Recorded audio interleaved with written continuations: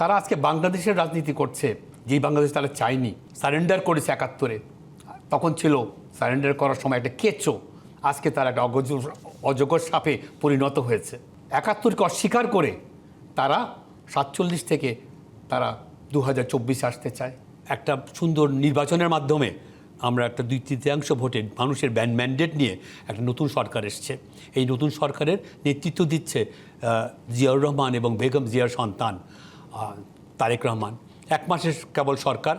আমি মনে করি যে এটার পিছনে ক্রিটিসাইজের আগে একটা সুযোগ দেওয়া উচিত, একটা সময় দেওয়া উচিত। ঘটনাক্রমে একটা ভ্যাকুয়ামের মধ্যে জামাত নামে একটা দল, যেই দল ৭১-এ আমাদের বিরোধিতা করেছে, বাংলাদেশের বিরোধিতা করেছে, এটার বিরুদ্ধে যুদ্ধ করেছে, আমাদের মা বোনদেরকে তারা ধর্ষণ করেছে এবং তাদেরকে পাকিস্তানিদের হাতে তুলে দিয়েছে।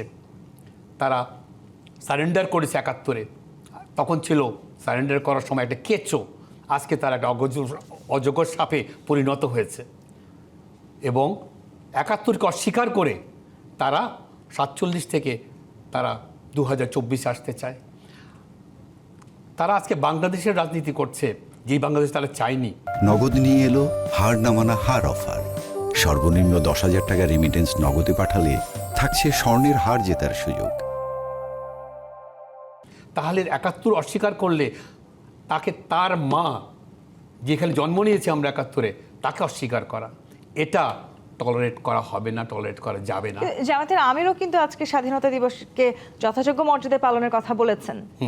বলেছে, কিন্তু তো পার্লামেন্টে তো তারা উঠে দাঁড়ায় নাই এর সময়, জাতীয় সঙ্গীতের সময়। এই এটা কি যে সম্মান করা? রাজনৈতিক ধারা, সেই ধারাটিতে আমি এই সমস্ত আবর্জনা পরিষ্কার করতে হবে আমাদেরকে।